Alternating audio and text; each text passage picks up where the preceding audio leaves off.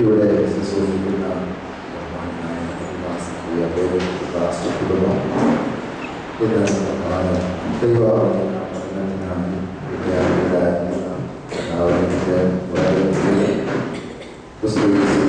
ഏറെ വാഞ്ചിതമായിരിക്കുന്ന ദൈവം യേശു കർത്താവിന്റെ സ്തുത്യമായ നാമത്തിൽ വന്ദനത്തെ അറിയിക്കുന്നു. ഇങ്ങനെ ഇവിടെ പ്രകാരം ഒരു അവസരം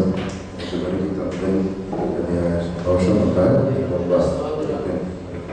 യോഗത്തിന് രാത്രിയിലും ദൈവവചനം സംസാരിക്കാൻ അവസരമുണ്ടായി. ഇങ്ങനെ വീണ്ടും കൂടെ കടന്നു വരുവാനിടയായ ദൈവത്തെ സ്തുതിക്കുന്നു. എന്നോടൊപ്പം ബ്രദർ റോബിൻ പോകുന്നുണ്ട്. ദൈവത്തെ സ്തുതിക്കുന്നു. പ്രാർത്ഥിക്കുന്നു. ഇന്നത്തെ കേവലം പഠനം മാത്രമല്ല, കേൾവിക്കാരായി മാത്രം നാം ഇരിക്കുകയല്ല, ഗ്രാമീയ ശുശ്രൂഷ ആരാധന ഒക്കെ വെളിപ്പെടും. ഇനി നമ്മൾ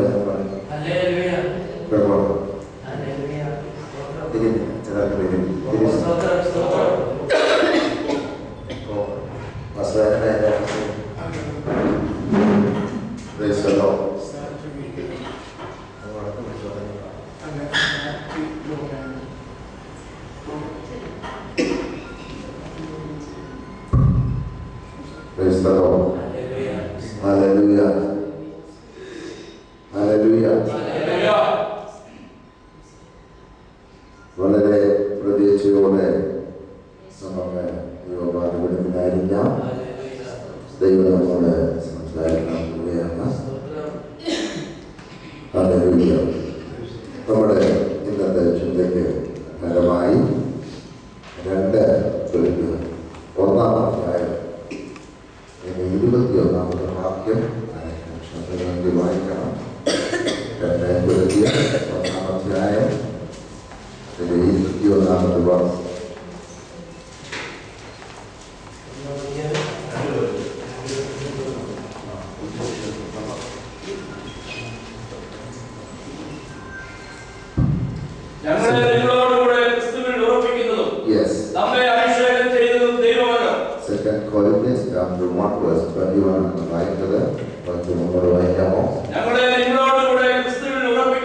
ഞങ്ങളെ നിങ്ങളോട് കൂടെ ക്രിസ്തുവിൽ ഉറപ്പിക്കുന്നതും നമ്മെ അഭിഷേകം ചെയ്തതും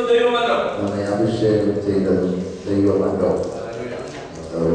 പ്രാർത്ഥിച്ച് ഈ വചനം ദൈവം നമുക്ക് വിഭാഗിച്ചു തരേണ്ടതിനായി ഇന്ന് പകല് വചന ചിത്രം നമ്മുടെ ജീവിതത്തിലെ ഏറെ അനുഗ്രഹത്തിന് കാരണമായി തീരുവാൻ എല്ലാവരും സമർപ്പിക്കണം. ഈ ചിന്തകളിൽ നമുക്ക് ആവശ്യമായ എല്ലാം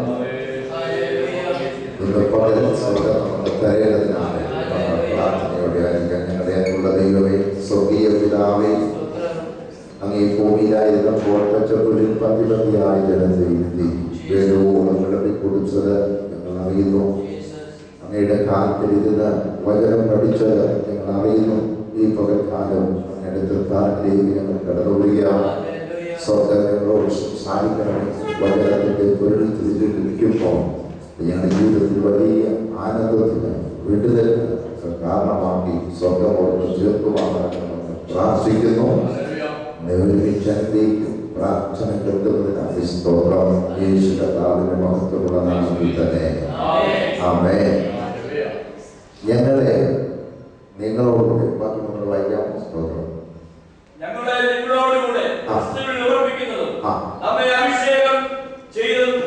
നമ്മെ അഭിഷേകം ചെയ്തത് ദൈവം. ഇന്ന് പറയാൻ നാം ചിന്തിക്കുവാൻ പോകുന്ന സബ്ജക്റ്റ് അഭിഷേകം. എന്താണ് അഭിഷേകം? അഭിഷേകത്തിനകത്ത് എന്തൊക്കെ കാര്യങ്ങളുണ്ട്? ആർക്കാണ് അഭിഷേകം? പുതിയ നിയമത്തിലെയും പഴയ നിയമത്തിലെയും അഭിഷേകത്തിലുള്ള വ്യത്യാസം എന്താണ്? എന്നിത്യാദി കാര്യങ്ങളാണ് തുടർന്ന് നാം ചിന്തിക്കുവാൻ പോകുന്നത്. എനിക്ക് തോന്നുന്നു ഈ കാലഘട്ടങ്ങളിൽ ഏറ്റവും കൂടുതലായി അഭിഷേകം എന്ന പദം ഉപയോഗിക്കുന്നത് സ്തോത്രം. എന്നാൽ ഇത് നമ്മുടെ മാത്രം കുത്തകയായ ഒരു പദമല്ല. ഭാരതത്തിലെ പുരാതന മതങ്ങളിൽ, സനാതന മതങ്ങളിൽ ഈ പദം നാം കാണുന്നുണ്ട്. കൂടാതെ ഭാരതത്തിലെ ക്രൈസ്തവ മതങ്ങൾ ഈ പദം ഉപയോഗിക്കുന്നുണ്ട്. പിന്നെ വേറെ ആരാധിക്കുന്ന ദൈവമക്കളും ഈ പദം ഉപയോഗിക്കുന്നുണ്ട്. എന്നാൽ ഈ 3 ഗ്രൂപ്പുകാർ 3 അർത്ഥത്തിലാണ് ഈ പദം ഉപയോഗിക്കുന്നത്. ഭാരതത്തിലെ പുരാതന മതങ്ങളിൽ നാം ശ്രദ്ധിച്ചാൽ അവർ ആരാധിക്കുന്ന ദൈവത്തെ ദ്രവരൂപത്തിലുള്ള എന്തെങ്കിലും വസ്തു, അത് പാലാകാം, വെണ്ണയാകാം, എണ്ണയാകാം, നെയ്യാകാം, അത് ഒഴിച്ച് അതിനെ പ്രത്യേക പ്രാർത്ഥനയോടും പൂജയോടും കൂടെയൊക്കെ നടത്തുന്ന ആ കർമ്മത്തിനാണ് അവർ അഭിഷേകമെന്ന് പറയുന്നത്. ഇന്നുകൊണ്ട് പാലഭിഷേകവും നെയ്യഭിഷേകവും ഒക്കെ ഇന്നുകൊണ്ട്. ഭാരതത്തിലെ ക്രൈസ്തവ മതങ്ങൾ അവർ എന്തെങ്കിലും പ്രത്യേക പദവിയിലേക്ക്, അധികാരത്തിലേക്ക് വ്യക്തികളെ ആക്കി വെക്കുമ്പോൾ അവരുടെ മേൽ കൈവച്ച് അവരെ അതിന് നിയോഗിക്കുന്ന പദ്ധതിക്ക് അഭിഷേകം എന്നാണ് അവർ പറയുന്നത്. നിങ്ങൾ പത്രങ്ങളൊക്കെ വായിച്ചു കാണും. മാർക്ക് ക്ലിമ്മീസ് അഭിഷിക്തനായി എന്ന് പറഞ്ഞാൽ മനുഷ്യനെ അഭിഷേകിക്കുകയാണ്. അപ്പോൾ ഒരിടത്ത് മനുഷ്യൻ ദൈവങ്ങളെ അഭിഷേകം ചെയ്യുന്നു, ഒരിടത്ത് മനുഷ്യനെ അഭിഷേകം ചെയ്യുന്നു. നാം വായിച്ച അഭിഷേകം, നമ്മെ അഭിഷേകം ചെയ്തത് ദൈവമത്രേ. അതെ, അതാണ് നമ്മുടെ പ്രത്യേകത, അതാണ് നമ്മുടെ പദവി. അഭിഷേകം എന്ന വാക്കിന് പ്രധാനമായ 2 അർത്ഥങ്ങളാണുള്ളത്. 2 അർത്ഥങ്ങൾ. ഒന്ന്, വേർതിരിച്ചു. 2, നിയമിച്ചു. എന്നിങ്ങനെ 2 അർത്ഥങ്ങളാണ് അഭിഷേകം എന്ന പദത്തിനുള്ളത്. അതെ, നിങ്ങൾ എൻ്റെ കൂടെ എഴുതുന്നു ഉള്ളത് കൊണ്ട് ഞാനിങ്ങനെ സാവകാശത്തിൽ പോകുന്നതല്ലേ. ഒന്ന്, വേർതിരിച്ചു, നല്ല വേർതിരിച്ചു. അതെ. 2, നിയമിച്ചു. അതെ, മൂലഭാഷയിൽ ഗ്രീക്കിൽ 2 പദങ്ങളുണ്ട്. ഹീബ്രുവിൽ ഒരു പ്രത്യേക പദമുണ്ട്. അതെല്ലാം നമുക്ക് വേണോ? അപ്പോൾ മൂലഭാഷയിലെ ഗ്രീക്കിൽ ക്രിയോ എന്നൊരു പദമുണ്ട്, ക്രിസ്മ എന്നൊരു പദമുണ്ട്. ക്രിയോ എന്ന പദം കൂടുതലായി ഉപയോഗിച്ച് കാണുന്നത് വിശുദ്ധ കാര്യങ്ങൾക്ക് വേണ്ടി എണ്ണ ഒഴിച്ച് വേർതിരിക്കുന്നതിനെയാണ് ക്രിയോ എന്ന പദം കൊണ്ട് അർത്ഥമാക്കുന്നത്. അതിലേക്കൊക്കെ നാം വരുന്നുണ്ട്. പഴയ നിയമത്തിൽ നാം അത് കാണുന്നുണ്ട്.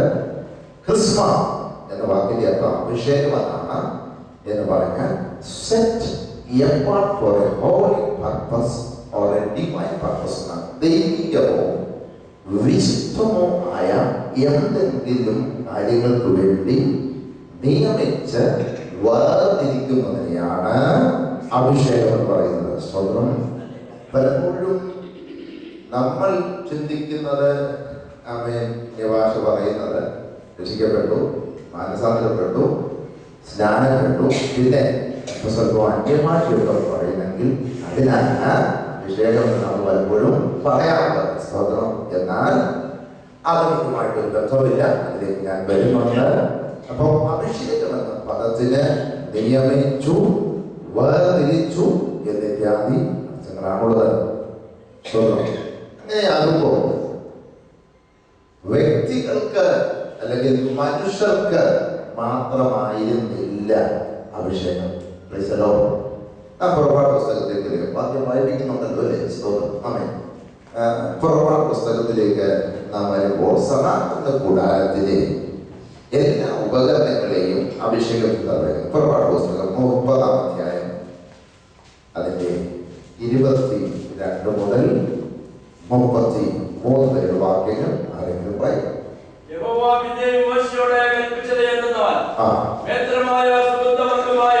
വിശുദ്ധ തൂക്കപ്രകാരം 500 ശേക്കൽ അയഞ്ഞ പോലും അതിൽ പാതി 250 ശേക്കൽ സുഗന്ധവും 500 ശേക്കൽ വഴണത്തൊലിയും ഒരു വെള്ളയും എടുത്ത് തൈലക്കാരന്റെ വിദ്യപ്രകാരം ചേർത്തുണ്ടാക്കിയ വിശുദ്ധമായ അഭിഷേക തൈലമാക്കണം. അത് വിശുദ്ധമായ അഭിഷേക തൈലമായിരിക്കണം. അതിനാൽ നീ സമാഗമന കൂടാരവും സാക്ഷ്യപെട്ടകവും മേശയും അതിന്റെ ഉപകരണങ്ങളൊക്കെയും നിലവിളക്കും അതിന്റെ ഉപകരണങ്ങളും ധൂപപീഠവും ഹോമയാഗപീഠവും അതിന്റെ ഉപകരണങ്ങളൊക്കെയും തൊട്ടിയും അതിന്റെ കാലും അഭിഷേകം ചെയ്യണം. ഒന്ന് ശ്രദ്ധിച്ചോ. അപ്പോ പഴയ നിയമത്തിൽ സമാഗമന കൂടാരത്തിലെ എല്ലാ ഉപകരണങ്ങൾക്കും ഉണ്ടായിരുന്നു അഭിഷേകം. അതിന്റെ അർത്ഥം ദൈവികവും വിശുദ്ധവുമായ കാര്യങ്ങൾക്ക് വേണ്ടി ഉപയോഗിക്കപ്പെടുവാൻ എണ്ണ അഥവാ അഭിഷേക തൈലം തളിച്ച് വേർതിരിച്ചു എന്നർത്ഥം. അപ്പോ അത് അഭിഷേകം ചെയ്യപ്പെട്ട് കഴിഞ്ഞാൽ, ദൈവത്തിനായി നിയമിച്ചു വേർതിരിച്ചു കഴിഞ്ഞാൽ അശുദ്ധ ഒന്നും അതിൽ തൊടുവാൻ പാടില്ല. എല്ലാവരും വിശുദ്ധമായി മാത്രമേ അതിൽ തൊടുവാൻ പാടുള്ളൂ. സ്തോത്രം. സമാഗമന കൂടാരത്തിലെ ഉപകരണങ്ങൾക്ക് മാത്രമല്ല, ശമൂവേൽ പുസ്തകം വായിക്കുമ്പോൾ 2 ശമൂവേൽ 1-ാം അധ്യായം അതിന്റെ 21-ാമത്തെ വാക്യം വായിക്കുമ്പോൾ വീരന്മാരുടെ പരിചകളെ അഭിഷേകം ചെയ്തതായിട്ട് നാം വായിക്കുന്നു. 2 ശമൂവേൽ 1-ാം അധ്യായം അതിന്റെ 21-ാമത്തെ വാക്യം. ഗിൽബോവ പർവ്വതങ്ങളെ, നിങ്ങളുടെ മേൽ മഞ്ഞോ മഴയോ പെയ്യാതെയും വഴിപാട് നിറങ്ങൾ ഇല്ലാതെയും പോകട്ടെ. അവിടെയല്ലോ വീരന്മാരുടെ പരിച എറിഞ്ഞു കളഞ്ഞത്. ശൗലിന്റെ തൈലാഭിഷേകമില്ലാത്ത പരിച തന്നെ. ശൗലിന്റെ തൈലാഭിഷേകമില്ലാത്ത അഭിഷേകം നഷ്ടപ്പെട്ടു. ഇദ്ദേഹം ഇപ്പൊ യുദ്ധത്തിൽ പുറപ്പെടുമ്പോഴും അഭിഷേകമില്ലാത്ത ആയുധവർഗം കൊണ്ടാണ് രംഗത്ത് വന്നിരിക്കുന്നത്. യുദ്ധങ്ങൾ കാലഘട്ടങ്ങളിൽ ചെയ്തിരുന്നതെല്ലാം ദൈവത്തിന് വേണ്ടിയായിരുന്നു, അല്ലെങ്കിൽ ദൈവം പറഞ്ഞിട്ടായിരുന്നു എന്ന ഒരു കൺസെപ്റ്റ് ആ കാലഘട്ടങ്ങളുണ്ടായിരുന്നു. അതുകൊണ്ട് തന്നെ ഇവർ ചെയ്ത യുദ്ധങ്ങളെ വിശുദ്ധ യുദ്ധങ്ങളായിട്ടാണ് ഇന്ന് മറ്റു പല മതങ്ങളിലും നമ്മൾ കാണുന്നുണ്ട്.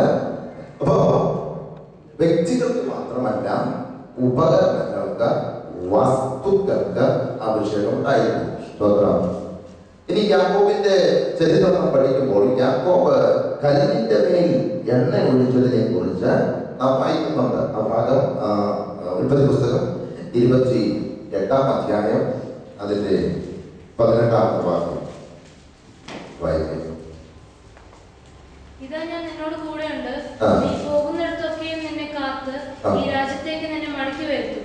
ഞാൻ നിന്നെ കൈവിടാതെ നിന്നോട് അരുളി ചെയ്തത് നിവർത്തിക്കും. 18-ാമത്തെ വാക്യം. യാക്കോബ് അധികാരത്തിൽ എഴുന്നേറ്റ് കല്ലടയായി വെച്ചിരുന്ന കല്ലെടുത്ത് തൂണായി നിർത്തി അതിന്മേൽ എണ്ണ ഒഴിച്ചു. ആ ഭാഗം ഒരു ഭാഷയിൽ പഠിക്കുമ്പോൾ ആ കല്ലിനെ അഭിഷേകം ചെയ്തു എന്ന് പറഞ്ഞാൽ അത് പിന്നത്തേത് ദൈവത്തിന്റെ ആലയമായും ആരാധനാ വിഷയമായും മാറുവാൻ പോകുന്നു. അത് വിവാദിച്ചു എന്ന അർത്ഥത്തിലാണ്. അപ്പോ വ്യക്തികൾക്ക് മാത്രമായിരുന്നില്ല അഭിഷേകം. ദൈവിക വിഷയത്തിന് വേണ്ടി ഉപയോഗിച്ച സകല വസ്തുക്കളെയും അഭിഷേകം ചെയ്തിരുന്നു. ഇനി ശ്രദ്ധിക്കൂ. ഇനി രക്ഷിക്കപ്പെട്ട് സ്നാനപ്പെട്ട് അല്ലെങ്കിൽ ദൈവ കൃപയിൽ നിൽക്കുന്നവർക്ക് മാത്രമേ അഭിഷേകമുള്ളൂ? അല്ല, ജാതികൾക്കും അഭിഷേകം ലഭിച്ചതായിട്ട് നാം വായിക്കണം. യെശയ്യാപ്രവചനം 45-ാം അധ്യായം അതിന്റെ 1-2 വാക്യം.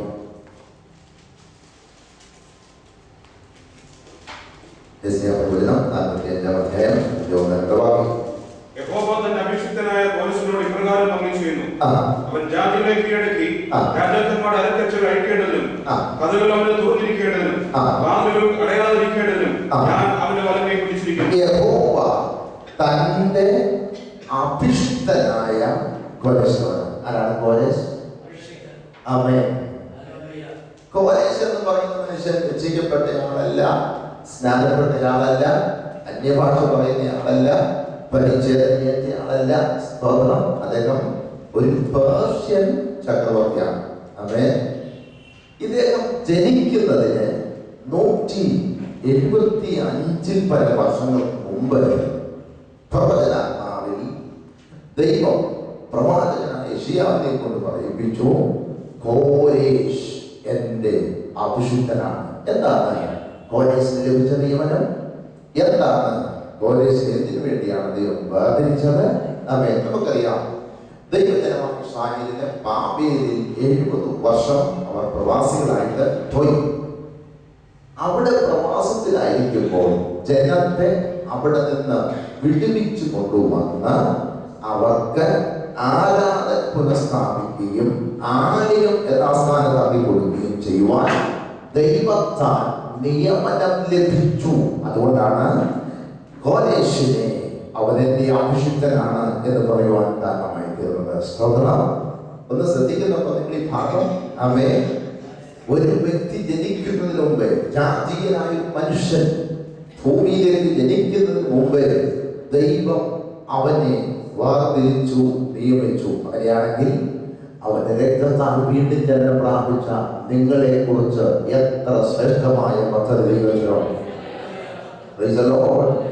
ഇതിനകം തന്നെ ശ്രദ്ധിച്ചു കൊണ്ടിരിക്കുന്ന ഓരോ പ്രിയപ്പെട്ടവരും യാദൃച്ഛികമായി ഇന്ന് പകൽ ഈ ക്ലാസ് കേട്ടുകൊണ്ടിരിക്കുക അല്ല, ദൈവത്തിന്റെ അഭിഷേകമുള്ളവരാണ്. സ്വർണ്ണം ആ നിയമനം തിരിച്ചറിയുന്നെങ്കിൽ ഈ എറണാകുളം പട്ടണത്തിൽ തന്നെ ദൈവത്തിന് നിങ്ങളെ കൊണ്ട് ചിലത് ചെയ്യാറുണ്ട്. എത്ര പേര് വിശ്വസിക്കുന്നുണ്ട്?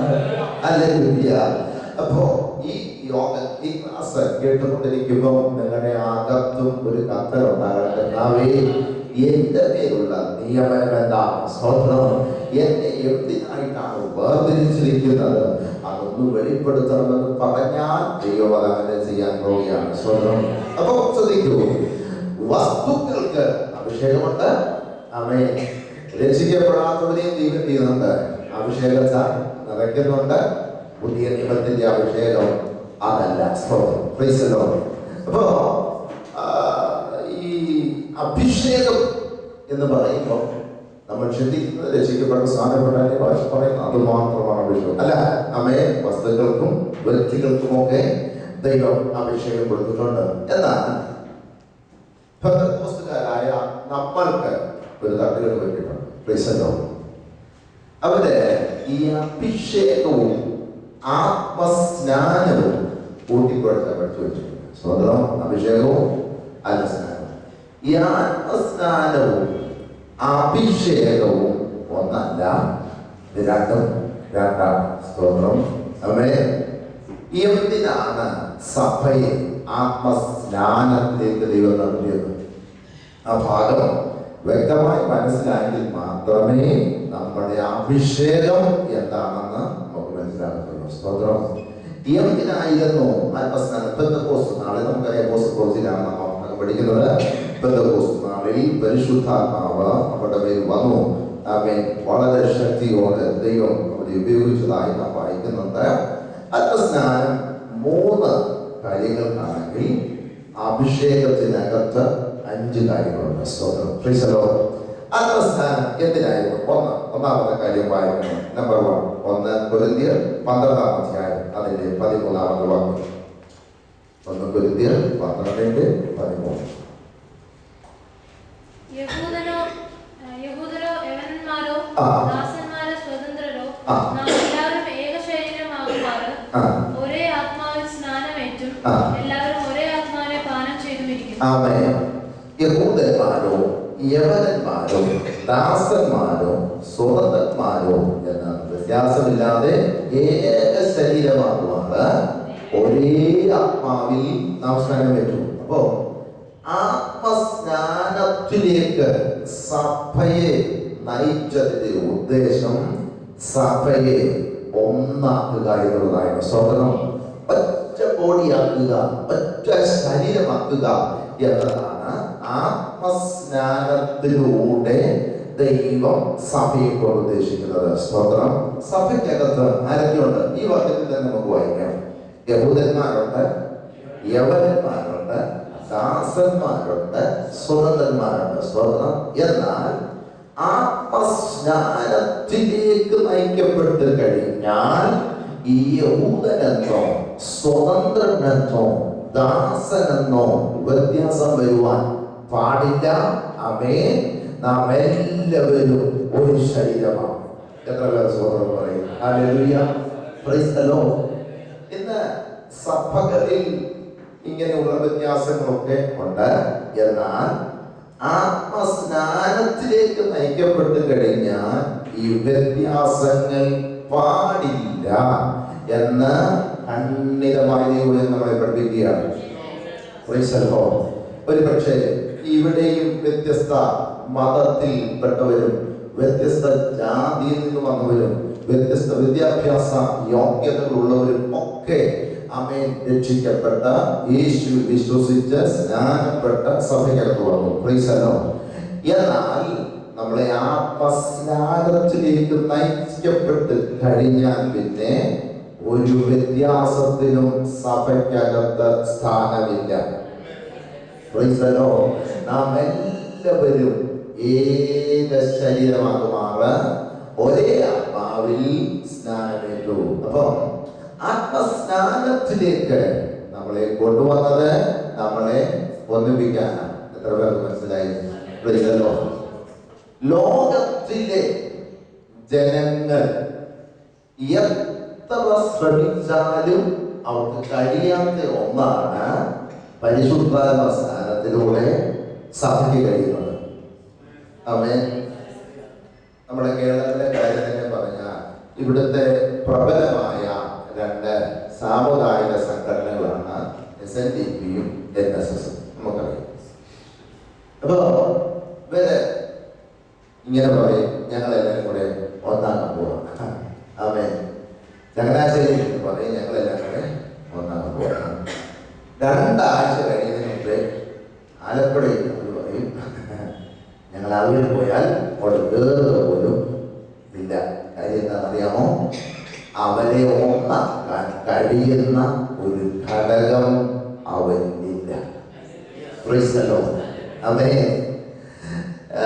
ഭാരതത്തിലെ ജനങ്ങളെ ശ്രദ്ധിക്കുക. ഞാൻ നോർത്ത് ഇന്ത്യയുടെ വിവിധ ഗ്രാമങ്ങളിലൊക്കെ കർത്താവിനെ അയക്കുമ്പോൾ തിരുവചനമായി കടന്നു പോകാറുണ്ട്. സ്വതന്ത്രം. അവിടെ ചെന്നാൽ അവിടുത്തെ ജനത്തെ ഒന്നിപ്പിക്കുവാൻ ആരെക്കൊണ്ടും കഴിയത്തില്ല. കാരണം ഇന്നിപ്പോൾ നമ്മുടെ ഭരിക്കുന്നത് BJP ഗവൺമെന്റാണ്. ഈ ഗവൺമെന്റ് 5 വർഷമോ അല്ലെങ്കിൽ അടുത്ത കുടുംബമോ ഒക്കെ ഭരിക്കും. ഇനി ഞാൻ പറയാം, 100 വർഷം ഇവിടെ ഭരിച്ചാൽ ഇവിടുത്തെ വൈവിധ്യത്തെ ഒന്നാക്കുവാൻ ഇവർക്ക് കഴിയത്തില്ല. ആമേ. സവർണ ഹിന്ദുക്കളുണ്ട്, അവർണനായ ഹിന്ദുക്കളുണ്ട്. സവർണ ഹിന്ദുവിന്റെ കിണറ്റിൽ നിന്ന് അവർണനായ ഒരു വ്യക്തി ഒരു തൊട്ടി വെള്ളം കോരട്ടെ, ആമേ, കോരിയാൽ അന്നേ പോലും പിന്നെ അവൻ ജീവനോടെ ഇരിക്കത്തില്ല. കാര്യം ഇവരെല്ലാം ഒരു ദൈവത്തെ ആരാധിക്കുന്നെന്നും ഒരു വിശ്വാസ പ്രമാണമാണെന്നും ഒക്കെ പറഞ്ഞാലും അവരെ ഒന്നിപ്പിക്കുന്ന ഒരു ഘടകം അവരിലില്ല. അവരെ അത് നമ്മുടെ അകത്താസ്വതം നിറച്ചിരിക്കുന്നത്.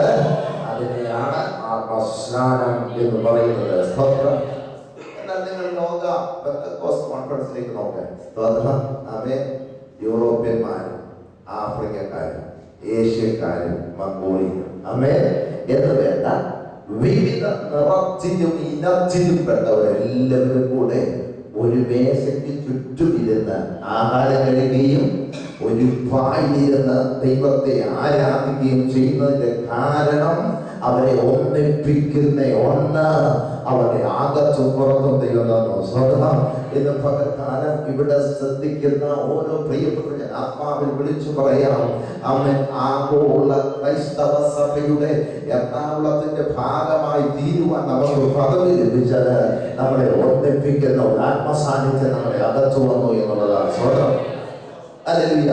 ഇപ്പോ ആത്മസ്നാനത്തിലേക്ക് സഭയെ ദൈവം നയിച്ചതിന്റെ ഉദ്ദേശം സഭയെ ഒറ്റ കോടിയാക്കുക, ഒന്നാക്കുക എന്നുള്ളതാണ്. സ്തോത്രം. ഒന്നാമത്തെ കാര്യം. രണ്ടാമത്തെ കാര്യം 2 കൊരിന്ത്യർ 14 അധ്യായം അതിന്റെ 4-ാമത്തെ വാക്യം. 2 കൊരിന്ത്യർ 14:4.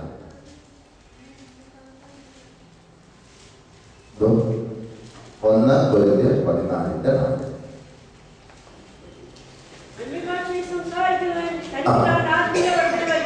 അന്യഭാഷയിൽ സംസാരിക്കുന്നവൻ തനിക്കു താൻ ആത്മീയ വർദ്ധനവൻ. അപ്പൊ ആത്മസ്നാനത്തിലേക്ക് സഭയെ കൊണ്ടുവന്നതിന്റെ രണ്ടാമത്തെ ഉദ്ദേശം ആത്മീയ വർദ്ധനയ്ക്ക് വേണ്ടിയാണ്. ആർക്കെങ്കിലും ഏതെങ്കിലും പോയിന്റ് കിട്ടാതെ പോയിട്ടുണ്ടോ? ഇപ്പൊ പറഞ്ഞതാണോ? ഇപ്പൊ പറഞ്ഞത് 1 Corinthians chapter 14:4. 1 കൊരിന്ത്യർ 14:4 ആദ്യം പറഞ്ഞത് 1 കൊരിന്ത്യർ 12:13. ക്ലിയർ ആയ? ഓക്കെ. അപ്പോ 1 കൊരിന്ത്യർ 14:4 ഇപ്പോൾ വായിച്ചത്. ആമേൻ. ആത്മീയ വർദ്ധനയ്ക്ക് വേണ്ടിയാണ് എന്ന് പറഞ്ഞാൽ എന്താണ്? ആമേൻ. ശ്രദ്ധിക്കൂ. ഇപ്പോ നമ്മളെ എല്ലാവരെയും കൂടെ പിടിച്ചുകെട്ടി ജയിലിൽ കൊണ്ടിട്ടേ സ്തോത്രം. നമുക്ക് പേടിയുണ്ടോ? വേണ്ടതില്ല. അമ്മേ, ജയിലിൽ കൊണ്ടിട്ട 24 വർഷം തന്നിരിക്കട്ടെ. സ്തോത്രം. 25-ാമത്തെ വർഷം നാം പൂർവാദ്യം ശക്തിയോടെ പുറത്തു വരും. അമ്മേ, എന്താ അതിന്റെ കാര്യം? അതിന്റെ കാര്യം ഇവർക്കൊന്നും പിടിച്ചു കെട്ടുവാൻ കഴിയാത്തതും അറസ്റ്റ് ചെയ്ത് ഒതുക്കുവാൻ കഴിയാത്തതുമായ ഒന്ന് നമ്മുടെ ആകത്ത് സ്വർഗം വിട്ടിട്ടുണ്ട്. അത് നാം സ്വർഗത്തോട് സംസാരിപ്പാൻ സ്വർഗം നമുക്ക് കൈമാറിയ ഭാഷയാകിയ സ്വർഗം ഇന്ന് പകൽക്കാലം ദൈവം വചനത്തിന്റെ അടിസ്ഥാനത്തിൽ പറയുന്നു. അന്യഭാഷയിൽ സംസാരിക്കുമ്പോൾ സ്വർഗം നമുക്ക് ആത്മീയ വർദ്ധനയിലേക്ക് നമ്മളെ നടത്തിക്കൊണ്ടിരിക്കുകയാണ്. ഞാൻ ഈ ക്ലാസ്സിൽ നമുക്ക് സാധനങ്ങളോ കഥകളോ ഒന്നും പറയാൻ പാടില്ലെന്ന് എനിക്കറിയാം. എന്നാൽ ഒരു കാര്യം ഞാൻ പറയാം. ഞാൻ ഈ അടുത്തേക്ക് പാലക്കാട് ഒരു യൂണിറ്റിൽ ചെന്നപ്പോൾ 104 വയസ്സുള്ള ഒരു അമ്മച്ചിയെ കിട്ടു. അമ്മച്ചിക്ക് 9 മക്കളാണ്. 18 കൊച്ചുമക്കളുണ്ട്. ആരും അടുത്തില്ല. ഒരു ഹോം നേഴ്സിനെ ആക്കിയിരിക്കുകയാണ് അമ്മച്ചിക്ക് നോക്കാൻ. പക്ഷെ അമ്മച്ചി നല്ല ആരോഗ്യവതിയായി സുന്ദരിയായിരിക്കുന്നു. ഞാൻ ചോദിച്ചു എന്താ ഇതിന്റെ രഹസ്യം? അമ്മച്ചിയോട് പറയുന്നത്, എൻ്റെ മക്കളോ കൊച്ചുമക്കളോ ആരും എന്നോട് സംസാരിക്കാൻ എൻ്റെ അടുത്തില്ല, എൻ്റെ കാര്യം നോക്കുവാൻ എൻ്റെ അടുത്തില്ല. എങ്കിലും എൻ്റെ 13-ാമത്തെ വയസ്സിൽ എനിക്ക് സ്വർഗത്തോട് സംസാരിക്കാൻ ദൈവം ഒരു ഭാഷ തന്നായിരുന്നു. സ്തോത്രം. അതെ, ഞാൻ രാത്രിയിലും പകലുമൊക്കെ മണിക്കൂറുകൾ സ്വർഗത്തോട് സംസാരിക്കുമോ. അതാണ് മോനെ എൻ്റെ ആരോഗ്യത്തിന്റെ രഹസ്യം. അതാ മോനെ എൻ്റെ സൗന്ദര്യത്തിന്റെ രഹസ്യം. ഇത് പകൽ നിങ്ങൾക്ക് മനസ്സിലായി. സ്തോത്രം. ഇവിടുത്തെ ഒരു പ്രതിസന്ധിക്കും ഒതുക്കിക്കളയുവാൻ കഴിയാത്ത വിധത്തിലാണ് നമ്മളെ ആത്മസ്നാനത്തിലേക്ക് നയിക്കുന്നത്. സ്തോത്രം. നിരാശകൾ വരുമ്പോൾ നീ അന്യഭാഷയിൽ സംസാരിച്ചു തുടങ്ങണം. പ്രതിസന്ധികളും രോഗങ്ങളും നിനക്ക് ഉയർന്നു വരുമ്പോൾ നീ അന്യഭാഷകൾ സംസാരിച്ചു തുടങ്ങണം. ഒറ്റപ്പെടുന്ന ഇടങ്ങളിൽ നീ അന്യഭാഷയിൽ സംസാരിച്ചു തുടങ്ങണം. സ്വർഗത്തിന്റെ സാന്നിധ്യം അവിടെ ഇറങ്ങി വരുന്നത് നിന്റെ കണ്ണാലെ നിനക്ക് കാണുവാൻ കഴിയും. ഇന്ന് പകൽക്കാലം എന്നെ ശ്രദ്ധിക്കുന്ന പ്രിയപ്പെട്ടവർ, അന്യഭാഷാ ഭാഷണം എന്ന അനുഭവത്തിലേക്ക് നയിക്കപ്പെട്ടില്ലെങ്കിൽ ഇന്ന് പകൽ പ്രാപിക്കാൻ തയ്യാറായിരുന്നു. സ്വർഗം അത് ചെയ്യുമെന്ന് ഞാൻ ആത്മാവിൽ പറയുകയാണ്. എത്ര പേര് വിശ്വസിക്കുന്നുണ്ട്?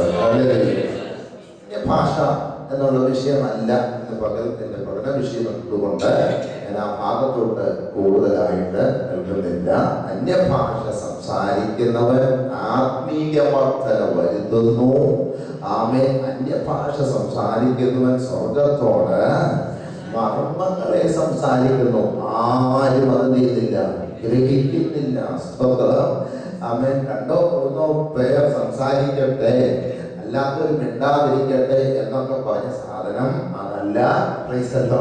അത് ലോകത്തിലെ വിവിധ ഭാഷകളാണ്.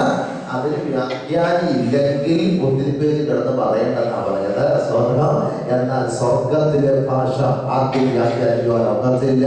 അത് നീയും ദൈവവുമായി കൈമാറുന്ന ഭാഷയാകയാൽ നമ്മൾ അത് ആരാധനയ്ക്ക് പറഞ്ഞിരിക്കും. എത്ര പേർക്ക് മനസ്സിലായി? ഇന്ന് പകൽക്കാലവും നമ്മളെ അതിനായി വിളിച്ചു വേർതിരിച്ച ദൈവത്തെ ശക്തിയോടെ നാം സ്തോത്രം പറഞ്ഞാൽ അപ്പോ ആത്മസ്നാനത്തിലേക്ക് അഥവാ ഭാഷയിലേക്ക് നമ്മളെ കൊണ്ടുവന്നത് നമ്മുടെ ആത്മീയ വർധനയ്ക്ക് വേണ്ടിയിട്ടാണ്. രണ്ടാമത്തെ കാര്യം. മൂന്നാമത്തെ കാര്യം അപ്പോസ്തലപ്രവൃത്തി 1-ാം അധ്യായം അതിന്റെ 8-ാമത്തെ വാക്യം. അപ്പോസ്തലപ്രവൃത്തി 1-ാം അധ്യായം അതിന്റെ 8-ാമത്തെ വാക്യം.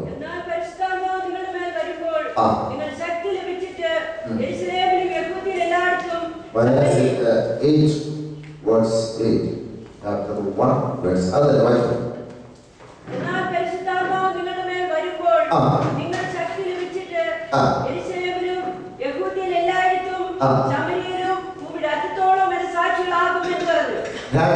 മൂന്നാമത്തെ പോയിന്റ് യേശുവിനെ സാക്ഷിപ്പാനാണ് ആത്മസ്നാനത്തിലേക്ക് അഥവാ അന്യഭാഷ അടയാളത്തിലേക്ക് സ്വർഗം നമ്മളെ കൊണ്ടുവന്നത്.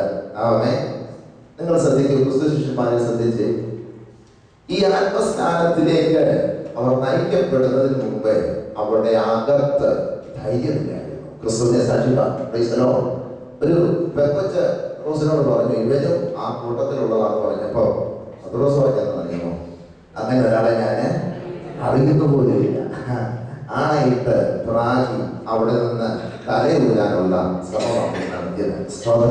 എന്നാൽ ആത്മസ്നാനത്തിലേക്ക് നയിക്കപ്പെട്ടപ്പോൾ 3000-ലധികം പേരുടെ നടുവിൽ നിന്നുകൊണ്ട് നിങ്ങൾ ക്രൂശിച്ച ക്രിസ്തു തന്നെയാണ് മശിഹ എന്ന് പറയുവാനുള്ള ധൈര്യം അവന്റെ അകത്തു വന്നത് സഭയെ ആത്മസ്നാനത്തിലേക്ക് ഇറങ്ങിയപ്പെടാം. സ്വതന്ത്രം നിങ്ങൾ അറിഞ്ഞ ക്രിസ്തുവിനെ അറിയിക്കുവാൻ നിങ്ങൾ അധൈര്യപ്പെടരുത്. ആ യേശുവിനെ അറിയിക്കുന്നതിനാണ് നമ്മളെ ആത്മസ്നാനത്തിലേക്ക് കൊണ്ടുവന്നത്. സ്വതന്ത്രം അത് ഏത് പട്ടണത്തിലും ഏത് ജാതികളുടെ നടുവിലും ഏത് പ്രതികൂല സാഹചര്യങ്ങളിലും ക്രിസ്തുവിനെ അറിയിക്കുവാൻ ഉള്ള ദൗത്യത്തിന്റെ കൈമാറ്റമായിരുന്നെങ്കിൽ സ്വന്തം ഈ പട്ടണത്തിൽ ചിലരെ യേശുവിനോട് അറിയിക്കുവാൻ, യേശുവിന്റെ സഭയ്ക്ക് അകത്തു കൊണ്ടുവരുവാൻ എത്ര പേർ ഈ ക്ലാസ് കഴിയുമ്പോൾ തീരുമാനമെടുക്കും?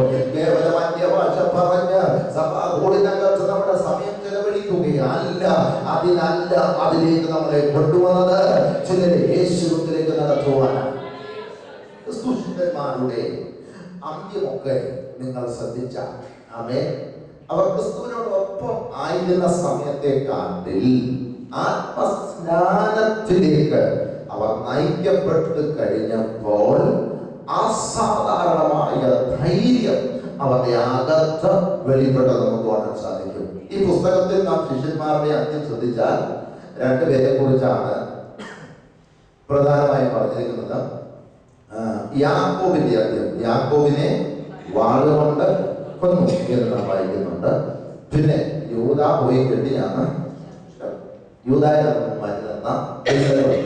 ബാക്കി എല്ലാവരുടെയും അന്ത്യം ഈ പുസ്തകത്തിൽ ഇല്ലെങ്കിലും ചരിത്രത്തിൽ നിന്ന് നമുക്ക് പഠിക്കുവാൻ പറ്റും.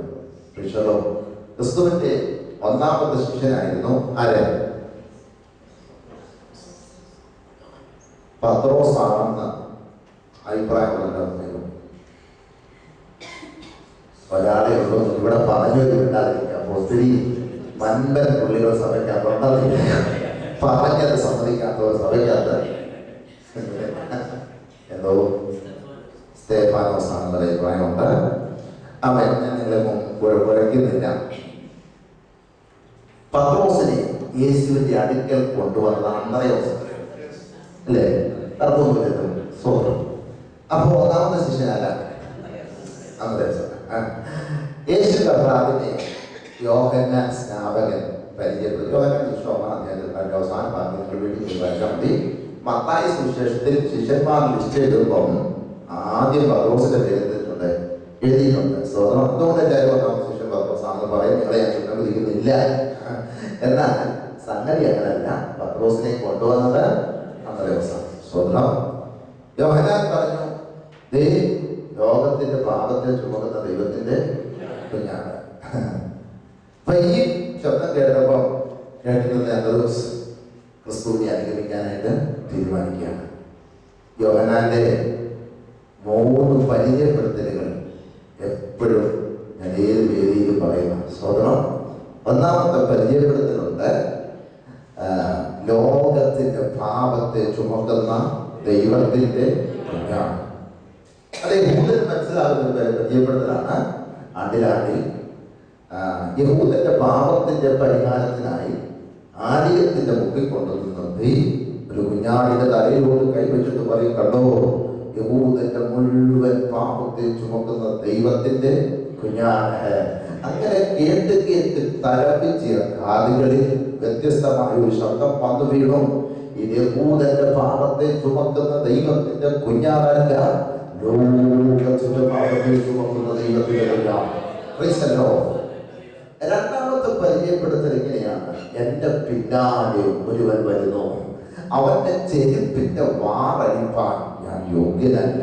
ഈ പരിചയപ്പെടുത്തലും യഹൂദന് നന്നായിട്ട് അറിയാം. ശ്രദ്ധിക്കണേ, അടിമ ഉടമ സമ്പ്രദായം നിലനിൽക്കുന്ന പശ്ചാത്തലം. ഉടമയായ മനുഷ്യൻ, യജമാനായ മനുഷ്യൻ ഒരു യാത്രയ്ക്ക് പുറപ്പെടുമ്പോഴും യാത്ര കഴിഞ്ഞു വരുമ്പോഴും 2 കാര്യങ്ങൾ ചെയ്യേണ്ട നിയോഗിക്കപ്പെട്ട അടിമയുണ്ട്. യാത്രയ്ക്ക് പുറപ്പെടുമ്പോൾ യജമാനന്റെ പിന്നിലൂടെ വന്ന് മുട്ടുകുത്തി നിന്ന് അദ്ദേഹത്തിന്റെ കാലിൽ ചെരുപ്പിട്ട് കൊടുത്ത് ആ ചെരുപ്പിന്റെ വാറ് മുറുകി കൊടുക്കണം. അതിന് നിയോഗിക്കപ്പെട്ട ഒരു അടിമയുണ്ട്. അദ്ദേഹം യാത്ര കഴിഞ്ഞ് മടങ്ങി വരുമ്പോഴും അതുപോലെ തന്നെ പിന്നിലൂടെ വന്ന് ഈ ചെരുപ്പിന്റെ വാറഴിച്ച് ചെരുപ്പ് മാറ്റിവെച്ച് അദ്ദേഹത്തിന്റെ കാല് കഴുകി കൊടുക്കണം. അതെല്ലാവർക്കും ചെയ്യാൻ ഒക്കത്തില്ല, നിയമിക്കപ്പെട്ട അടിമയ്ക്ക് ചെയ്യാൻ പറ്റുള്ളൂ. ആമേൻ. യോഹന്നാൻ പറയുക, എന്റെ പിന്നാലെ ഒരുത്തൻ വരുന്നുണ്ട്, അവന്റെ ചെരുപ്പിന്റെ വാറഴിപ്പാൻ പോലുള്ള യോഗ്യത എനിക്കില്ല. ഈ പരിചയപ്പെടുത്തലും യഹൂദന് നന്നായിട്ട് അറിയാം. എന്നാൽ ശ്രദ്ധേയമായതും നാം എല്ലാവരും വിട്ടുകളയുന്നതുമായ മറ്റൊരു പരിചയപ്പെടുത്തലുണ്ട്. അതിങ്ങനെയാണ്, വീശുപുറം അവന്റെ കയ്യിലുണ്ട്, അവൻ കളത്തെ മുറ്റും വെളിപ്പാക്കുന്നു. സ്വതന്ത്രം എന്ന് പറഞ്ഞാൽ ന്യായാധിപനായി ഇറങ്ങി വരുന്ന ഒരു ദൈവവും കർത്താവുമായവനുണ്ട് എന്നാണ് പരിചയപ്പെടുന്നത്. സ്വതന്ത്രം. വിളഞ്ഞു നിൽക്കുന്ന വയലിലേക്ക് നിങ്ങൾ തല ഉയർത്തി നോക്കിയാൽ അമ്പടി ഞാനേ എന്ന് പറഞ്ഞു തല ഉയർത്തിപ്പിടിച്ച് നിൽക്കുന്നത് അതിന് തന്നെയാണ്. സ്വതന്ത്രം. അകത്തൊരു നിറവുമില്ലാത്തതാണ് ഈ തല ഉയർത്തിപ്പിടിച്ച് നിൽക്കുന്നത്. പക്ഷേ യോഹന്നാൻ അവർക്ക് വേണ്ടി പരിചയപ്പെടുത്തുകയാണ്, കേട്ടോ, അമ്മേ വീശുപുറമുള്ള ഒരു തലവരം. സ്വതന്ത്രം. അന്ന് ഈ തല ഉയർത്തിപ്പിടിച്ച് നിൽക്കുന്ന സകലതിനെയും പാറ്റിയെടുത്ത് തീക്കകത്തിടുന്ന ഒരു ദിവസമുണ്ട്. സ്വതന്ത്രം. എന്നാൽ ഇന്ന് പകൽക്കാലം ആ കാറ്റിനാൽ പതറിപ്പോകാതെ നമ്മുടെ അകത്താവുന്നത് നിർമ്മിക്കുന്നത്, നമ്മുടെ അകത്താവശ്യത്തിന് ശക്തിയായി ചേർക്കുന്നത് എന്നവർക്ക് മനസ്സിലായി. പഴയ നിയമ ഭക്തന്മാരെ മുഴുവൻ എണ്ണ ഒഴിച്ചു വിടുമ്പോൾ, അവരുടെ മേൽ തളിച്ചു വിടുമ്പോൾ, പുരട്ടി വിടുമ്പോൾ അതൊക്കെ അത് കഴിയുമ്പോൾ ഒഴുകി മാറും. പക്ഷേ ഒഴുകി പുറത്തോട്ട് പോകരുതെന്ന ഉദ്ദേശത്തോടുകൂടി, നഷ്ടമായി പോകരുതെന്ന ഉദ്ദേശത്തോടുകൂടി ഒരു അഭിഷേകം കൈമാറി അതിവിടിരിക്കുന്ന പ്രിയപ്പെട്ടവർക്കാകെ ഞാൻ എന്റെ ദൈവത്തിന് സ്വന്തം പറയുന്നു. ഹല്ലേലൂയ. ശ്രദ്ധിക്കൂ. ഇങ്ങനെ കേട്ട് യേശുവിനെ അനുഗമിച്ച വ്യക്തിയാണ് അന്ത്രയോസ്. പിന്നെ ഈ അന്ത്രയോസാണ് യേശുവിനെ പത്രോസിനെ യേശുവിന്റെ അടുക്കൽ കൊണ്ടുവന്നത്. പത്രോസിനെ നോക്കി, യേശു ദൂത് പറഞ്ഞിരിക്കുന്ന, നീ യോഹന്നാന്റെ പുത്രനായ ശിമോനാണ്, നിനക്ക് കേഫാവെന്ന് പേരാകും. അത് പത്രോസ് എന്നാകുന്നു. സ്വതന്ത്രം.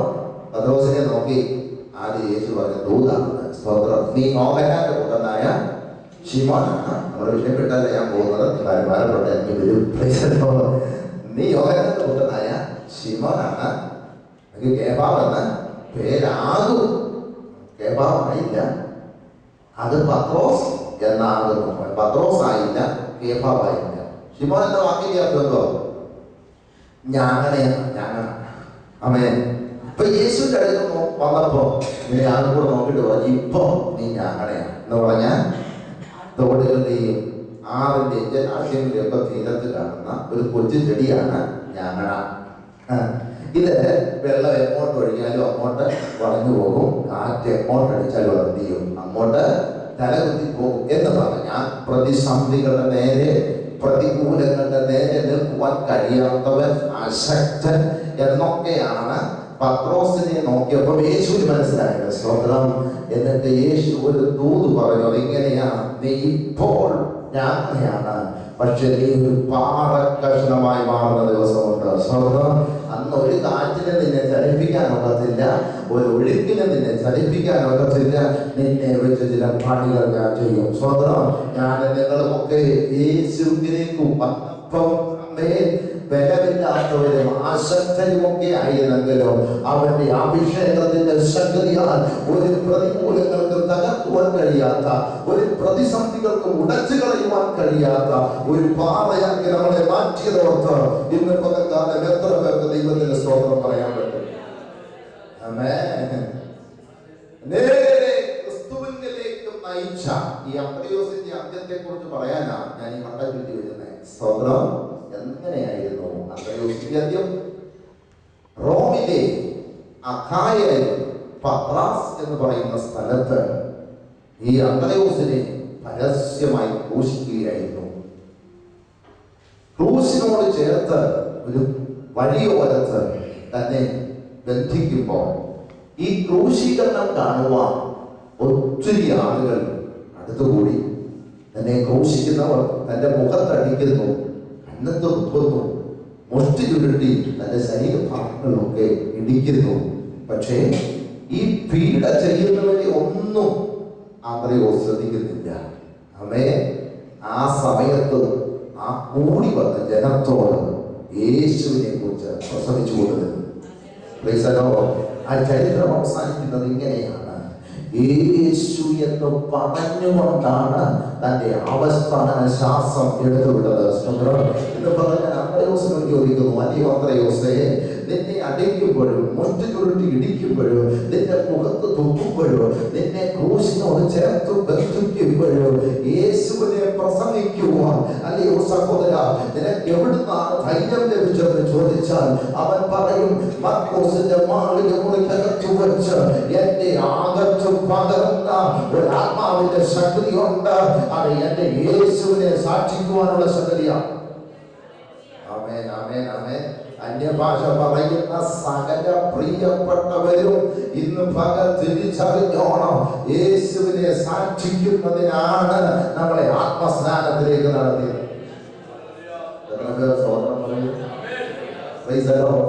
ഭക്തകമായി ശ്രദ്ധിക്കൂ. ജീവനോടെ തൊഴിൽ പൊളിച്ചെടുത്തു. സ്തോത്രം. നമ്മുടെ ശരീരത്തിലെ ഏറ്റവും വലിയ ഇന്ദ്രിയമാണ് നമ്മുടെ ത്വക്ക്, അല്ലേ? ഒരു ഇഞ്ച് ത്വക്ക് ജീവനോട് പൊളിച്ചെടുക്കാൻ പറ്റുമോ? പക്ഷേ ജീവനോട് തൊലി ഉരിഞ്ഞെടുത്തിട്ട് തന്നെ കത്തുന്ന തീക്കടത്തോടെടുത്തിട്ടു. അപ്പോഴും ആ തീക്കടത്ത് കിടന്നു യേശു എന്ന് നിലവിളിച്ച് പറയുവാൻ, യേശു രക്ഷകനാണെന്ന് പറയുവാൻ അസാധാരണമായ ധൈര്യം തന്നെ അകത്ത് വന്നത് എങ്ങനെയാണെന്ന് ചോദിച്ചാൽ അവനെ ആത്മസ്നാനത്തിലേക്ക് നടത്തിയെന്നുള്ളതാണ്. സ്തോത്രം. എന്ന് നിങ്ങൾ യേശുവിനെ അറിഞ്ഞവരാണ്, ആരാധിക്കുന്നവരാണ്, അന്യഭാഷ പറയുന്നവരാണ്. പക്ഷെ എത്ര പേർ യേശുവിന്റെ സാക്ഷിയാകുന്നുണ്ട്?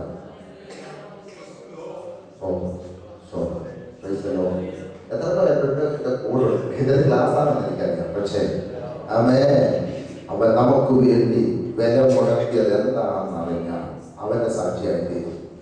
നിങ്ങളെ ഉടച്ചു കളയുവാൻ, ഒടുക്കി കളയുവാൻ ഉലകത്തിലെ ഒരു ശക്തിക്കും കഴിയത്തില്ല. അത്ര അപാരമായ ശക്തിയാണ് ആത്മസ്നാനത്താൽ നമ്മിലേക്ക് നയിക്കപ്പെട്ടത്. അതിലേക്കൊക്കെ ഞാൻ പിന്നെ വരുന്നുണ്ട്. ഇന്ന് പകൽക്കാലം ഈ 3 കാര്യങ്ങൾ നിങ്ങളുടെ ശ്രദ്ധയിലിരിക്കണം. ഒന്ന്, ആത്മസ്നാനത്തിലേക്ക് സഭയെ കൊണ്ടുവന്നത് സഭയെ ഒന്നിപ്പിക്കാനാണ്. 2,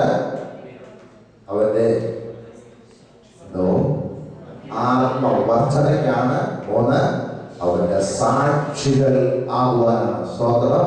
എന്നാൽ അഭിഷേകം അതല്ല. അഭിഷേകത്തിനകത്ത് 5 കാര്യങ്ങൾ ഏറ്റവും കുറഞ്ഞത് അടങ്ങിയിട്ടുണ്ട്. അതിൽ ഒന്നാമത്തതിലേക്ക് നാം വരുന്നു. 1, അഭിഷേകത്തിനകത്ത് ഒരു ശുശ്രൂഷയുണ്ട്. വായിക്കണം. യെശയ്യാവ് 61-ാം അധ്യായം അതിന്റെ 1 മുതൽ വാക്യം. എളിയവരോട് സദ്വർത്തമാനം ഘോഷിപ്പാൻ യഹോവ എന്നെ അഭിഷേകം ചെയ്തിരിക്കൊണ്ട് യഹോവയായ കർത്താവിന്റെ ആത്മാവ് എന്റെ മേലിരിക്കുന്നു. ഹൃദയം തകർന്നവരെ മുറികെട്ടുവാനും തടവുകാർക്ക് വിടുതലും ബദ്ധന്മാർക്ക് സ്വാതന്ത്ര്യം അറിയിപ്പാനും യഹോവയുടെ പ്രസാദ വർഷവും നമ്മുടെ ദൈവത്തിന്റെ പ്രതികാര ദിവസവും പ്രസിദ്ധമാക്കുവാനും ദുഃഖിതന്മാരെ ഒക്കെയും ആശ്വസിപ്പാനും സിയോനിലെ ദുഃഖിതന്മാർക്ക് വെണ്ണീറിന് പകരം അലങ്കാരമാലയും ദുഃഖത്തിന് പകരം ആനന്ദ തൈലവും വിഷണ്ണ മനസ്സിന് പകരം സ്തുതി എന്ന മേലാടയും കൊടുപ്പാനും അവൻ എന്നെ അയച്ചിരിക്കുന്നു. നിയോഗിച്ചിരിക്കുന്നു, വേർതിരിച്ചിരിക്കുന്നു. ശ്രദ്ധിക്കുക. അപ്പോ അഭിഷേകത്തിനകത്ത് എന്തുകൊണ്ട് ഒരു ശുശ്രൂഷ ഉണ്ട്. ആമേൻ. ഇവിടെ ഇരിക്കുന്ന നിങ്ങൾ ഓരോരുത്തരും അഭിഷിക്തരാണ്. എങ്ങനെ?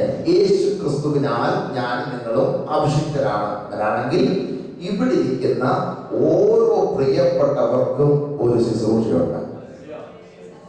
ആമേൻ. അഭിഷിക്തർ അന്യഭാഷ പറയുമെന്നല്ല ഇവിടെ പറഞ്ഞേക്കുന്നത്. ആമേൻ.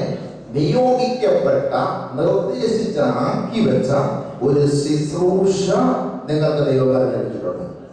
ആമേൻ. യേശു ക്രിസ്തു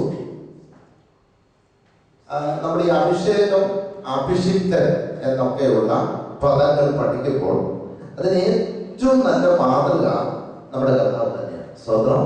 ആമേൻ.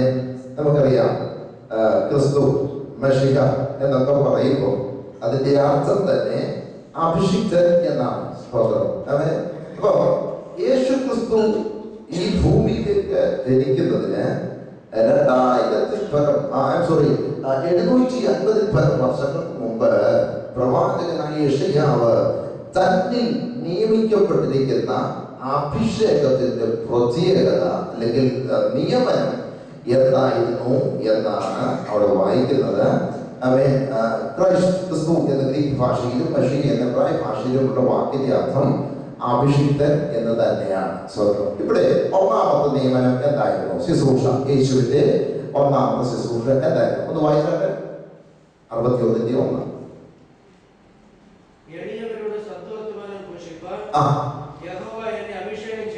സദ്വർത്തമാനം, സുവാർത്ത. ആമേൻ. ഗോസ്പൽ. ഇപ്പോ അഭിഷിക്തൻ, ക്രിസ്തുവിലൂടെയുള്ള അഭിഷേകമാണ് നമുക്ക് ലഭിച്ചിരിക്കുന്നത്. 1 യോഹന്നാനിൽ നാം അത് വായിക്കുന്നുണ്ട്. അവനാൽ നമ്മൾ എന്തായിരുന്ന അഭിഷിക്തരായിട്ട് തീർന്നു. സ്തോത്രം. നാം വായിച്ച കൊരിന്ത്യർ ലേഖനത്തിലും അത് നമ്മൾ കാണുന്നുണ്ട്.